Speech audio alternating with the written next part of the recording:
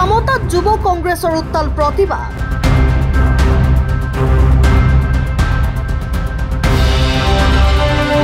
অভিযন্তা যোশিতা দাসৰ মৃত্যুৰ ন্যায় বিচাৰি নলবাৰী জিলা যুৱ কংগ্ৰেছৰ প্ৰতিবাদী কাৰ্যসূচী। টিহু বিধানসভা সমষ্টিৰ অন্তৰ্গত সামতা চকত বিশাল প্ৰতিবাদী কাৰ্যসূচী ৰূপায়ণ কৰে যুৱ কংগ্ৰেছে।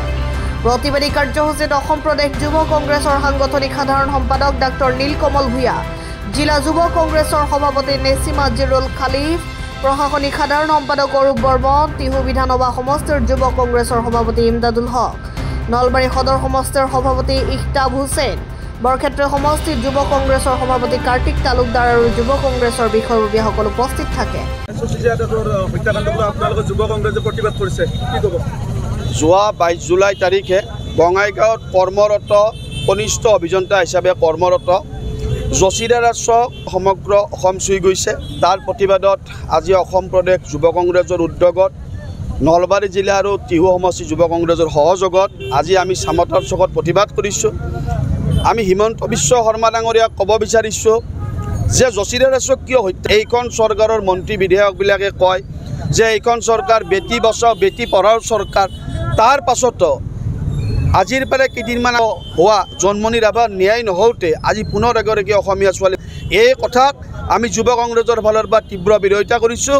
যোশিতা দাসৰ ভুল আছিল এইটোৱে যে কামটো সম্পূৰ্ণ নোহোৱাকৈ ঠিকাদাৰ আৰু এইখন বিজেপি চৰকাৰৰ যিবিলাক উচ্চস্তৰীয় যিবিলাক বিষয়া SDO এক্সিকিউটিভবিলাকে তেওঁলোকক মানসিক আৰু বিভিন্ন ধৰণে তেখেতক নিৰ্যাতন চলাইছে, যাৰ কাৰণে তেখেতে এনেকুৱা এটা পথ বাছি ল'ব লগা হৈছে।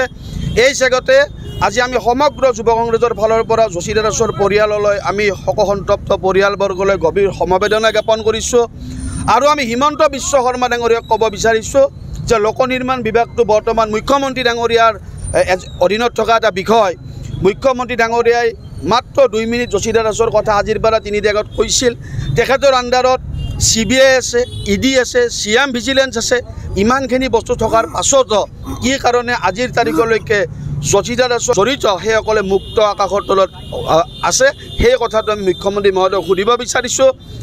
আৰু আমি ক'ব বিচাৰিছোঁ এইখন বিজেপি চৰকাৰে যে কয় যে জিৰ' টলাৰেঞ্চ উইথাউট কৰাপশ্যন, এই কথাটো আমি আচলতে লাজ পাইছোঁ যে আপোনাৰ যোশিতা দাসৰ নিচিনা এনে অসমত বিভিন্ন চলি আছে, কিন্তু এইখন চৰকাৰে কোনো কাণা নিদিয়ে। হিমন্ত বিশ্ব শৰ্মা ডাঙৰীয়াক আজি আমি টিহু সমষ্টিৰ সামতাৰ বা বুজাই দিব বিচাৰিছোঁ, আপুনি যদি অতি শীঘ্ৰে যোশিতা দাসৰ সম্পৰ্কত যদি আপুনি CBI তদন্ত দাবী নকৰে, ইয়াতকৈ বেছি জংঘী আন্দোলন হ'ব, সেই কথাটো নিশ্চিত। ইয়াৰ জৰিয়তে আমি এটা কথা ক'ব বিচাৰিছোঁ, আজিৰ পৰা যোৱাকালি এই সমষ্টিটোৰ বিধায়ক অসম চৰকাৰৰ মন্ত্ৰী চন্দ্ৰমোহন পাটোৱাৰী ডাঙৰীয়াই যোৱাকালি আমাৰ এই সমষ্টিৰ পৰা বিনা প্ৰতিদ্বন্দ্বিতাৰে যে আপোনাৰ বিধায়ক হোৱা গৌৰীকান্ত তালুকদাৰ যিগৰাকী সকলোৱে তেখেত আমাৰ শ্ৰদ্ধেয় ব্যক্তি, তেখেতৰ নামত যিটো পুথিভঁৰাল আছিলে সেই পুথিভঁৰালটোৰ পাছত আজি তেখেতসকলে বিজেপি অফিচ বনাব লৈছে। এই কথাক আমি তীব্ৰ ভাষাৰে ধিক্কাৰ জনাইছোঁ। হিমন্ত বিশ্ব শৰ্মা আৰু চন্দ্ৰমোহন পাটোৱাৰী ডাঙৰীয়াক আমি ক'ব বিচাৰিছোঁ এই কথা কেতিয়াও মানি লোৱা নহয়। আৰু যদি যোশিতা দাস আৰু যদি গৌৰীকান্ত তালুকদাৰৰ নামত বিজেপি অফিচ হয়, তেতিয়া যুৱ কংগ্ৰেছে ইয়াতকৈ বেছি তীব্ৰতৰ আন্দোলন কৰিব। হিমন্ত বিশ্বৰ পুলিচ বাহিনী ইয়াত একো কৰিব নোৱাৰে, সেই কথাটো মই আপোনালোকক কৈছোঁ। ধন্যবাদ। 100% হিমন্ত বিশ্ব শৰ্মাই 48 ঘণ্টাৰ ভিতৰত ক'ব লাগিব কি কাৰণে তেখেতে গৃহ বিভাগৰ মন্ত্ৰী, তেখেত লোক নিৰ্মাণ বিভাগৰ মন্ত্ৰী, কিয় ইমান সময় হৈ যোৱাৰ পাছতো আজিৰ 100% গাফিলতি হৈছে।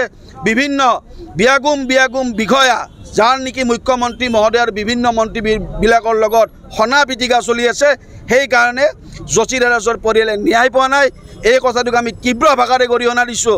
আৰু যদি হিমন্ত বিশ্ব শৰ্মা ডাঙৰীয়াই 48 ঘণ্টাৰ ভিতৰত ইয়াত প্ৰত্যুত্তৰ নিদিয়ে, ইয়াতকৈ বেছি জংঘী আন্দোলন আমাৰ টিহু সমষ্টি তথা অসম প্ৰদেশ আৰু নলবাৰী জিলা যুৱ কংগ্ৰেছে কৰিব। তাৰ হিমন্ত বিশ্ব ডাঙৰীয়াৰ গৃহ ডিপাৰ্টমেণ্টক আমি একো খাতিৰ নকৰোঁ, কাৰণ আমি যোশিতা দাসৰ পৰিয়ালে ন্যায় পোৱাটো বিচাৰোঁ। সেই কথাটোৰ কাৰণে আজি তেখেতৰ পুনৰবাৰ আপোনালোকৰ সংবাদ মাধ্যমৰ জৰিয়তে কৈছোঁ, তেখেতৰ শোকসন্তপ্ত পৰিয়ালবৰ্গক যুৱ কংগ্ৰেছৰ ফালৰ পৰা গভীৰ শোক আৰু সমবেদনা জ্ঞাপন কৰিছোঁ। ধন্যবাদ। News desk report Assam time.